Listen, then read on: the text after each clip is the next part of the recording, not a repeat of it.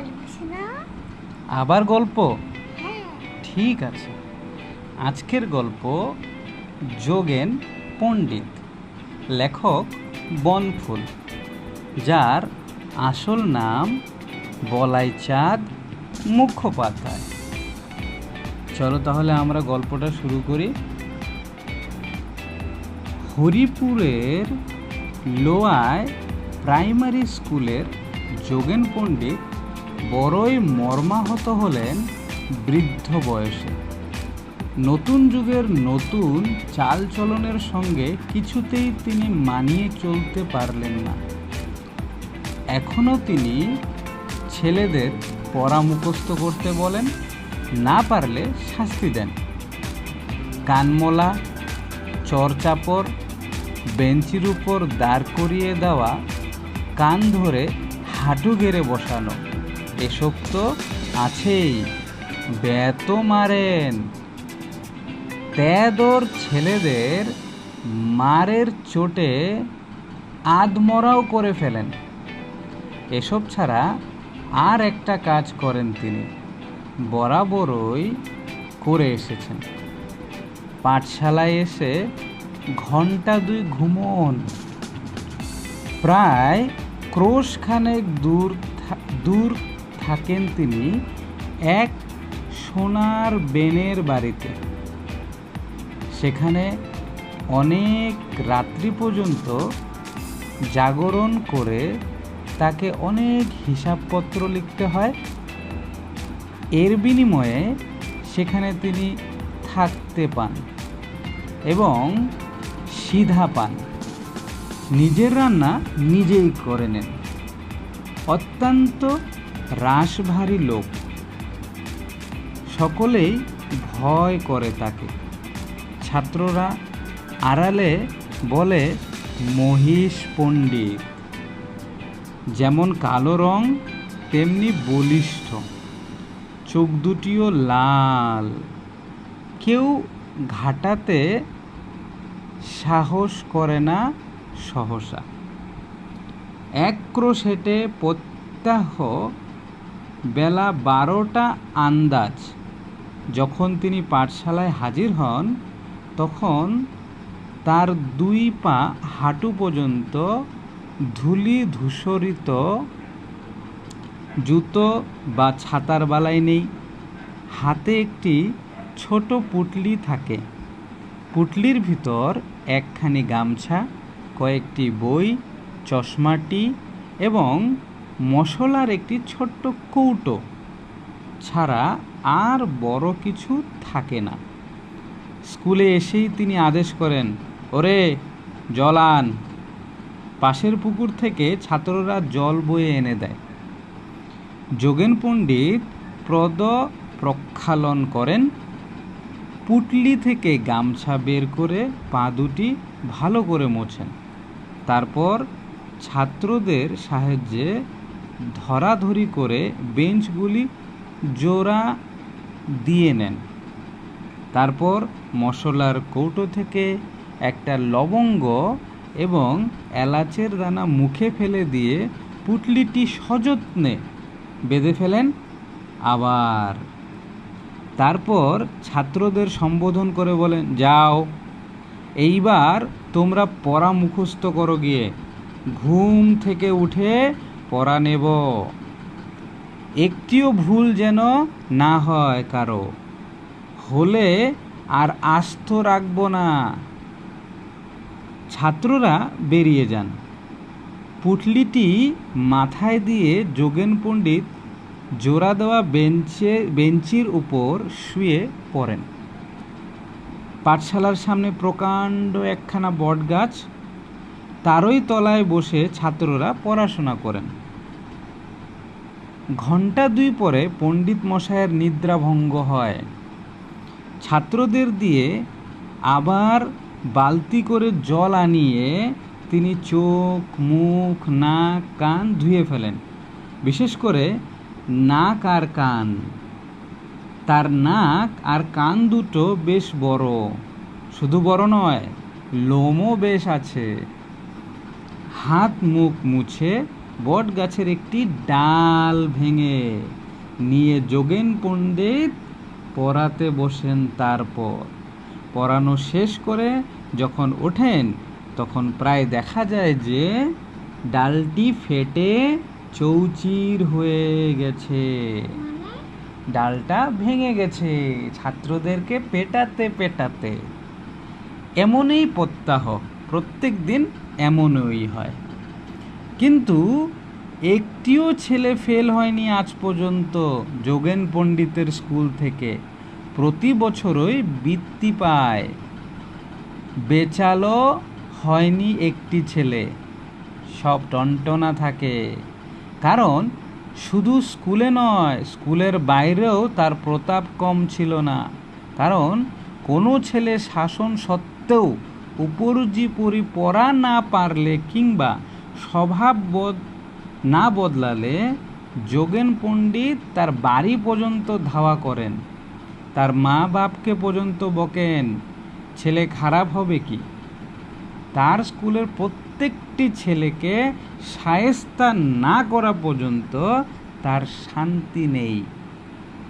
তিনি ছেলেদের মারতেন বটে, কিন্তু ভালোবাসতেন। কতই বা মাইনে পান, কিন্তু তার থেকেই ভালো ছেলেদের পুরস্কার দিতেন। গরিব ছেলেদের বই কিনে দিতেন, কারো অসুখ হলে বারবার গিয়ে খোঁজ নিতেন তার বাড়িতে, দরকার হলে সেবাও করতেন। সংসারে তার নিজের বলতে কেউ নেই। প্রথম জীবনে বিয়ে করেছিলেন বাঁকুড়ায়, সেইখানেই একটা স্কুলে পণ্ডিত করতেন, কিন্তু পত্নী বিয়োগ হলো আর সেখানে থাকতে পারলেন না। খবরের কাগজে বিজ্ঞাপন দেখে এখানে চলে এলেন। এখানে 25 বছর কেটে গেছে। এখানের স্কুলের ছেলেরাই তার সব, তাদের উপর নিজের অধিকার তাই তিনি অপ্রতিহত রাখতে চান। কিন্তু যুগ বদলেছে, তার সাবেক চাল আর সহ্য করতে পারছে না লোকে। এতদিন মুখ ফুটে সাহস করে কেউ কিছু বলতে পারছিল না, কিন্তু নতুন দারোগা বাবুর ডেপো ছেলেটিকে যোগেন পণ্ডিত যেদিন গোবেরেন করলেন, সেই দিন থেকেই তার বিরুদ্ধে চক্রান্ত চলতে লাগলো। 6 ফুট লম্বা বলিষ্ঠ যোগেন পণ্ডিতের এমন একটা ব্যক্তিত্ব ছিল যে দারোগা বাবু সামনাসামনি তাকে কিছু বলতে সাহস করেন না, কিন্তু তিনি ছাড়লেন না। পণ্ডিতের সমস্ত দুষ্কৃতির বর্ণনা দিয়ে গ্রামের সমস্ত লোককে দিয়ে সই করিয়ে এক লম্বা দরখাস্ত পাঠিয়ে দিলেন তিনি শিক্ষা বিভাগের কর্তৃপক্ষের কাছে। যোগেন পণ্ডিত ঘুণাক্ষরেও কিছুই জানতে পারলেন না। কিছুদিন পর দরখাস্তকারীদের মুখপাত্র দারোগা বাবুকে কর্তৃপক্ষ জানালেন যে তদন্ত করার জন্য জেলার ইন্সপেক্টর শীঘ্রই যাবেন। হৃষ্ট হলেন দারোগা বাবু। নির্দিষ্ট দিনে ইন্সপেক্টর ভূতনাথ ভৌমিক, কে ছিল? ইন্সপেক্টর ভূতনাথ ভৌমিক এসে হাজির হলেন এবং দারোগা বাবুকে সঙ্গে নিয়ে গেলেন স্কুলে। যোগেন পণ্ডিত তখন তার প্রাত্যহিক দিবানিদ্রা শেষ করে আরক্ত নয়নে পড়াচ্ছেন ছেলেদের। স্কুলে গিয়েই কিন্তু ভূতনাথ ভৌমিক এমন অপ্রত্যাশিত কাণ্ড করে বসলেন। দেখো কি অপ্রত্যাশিত!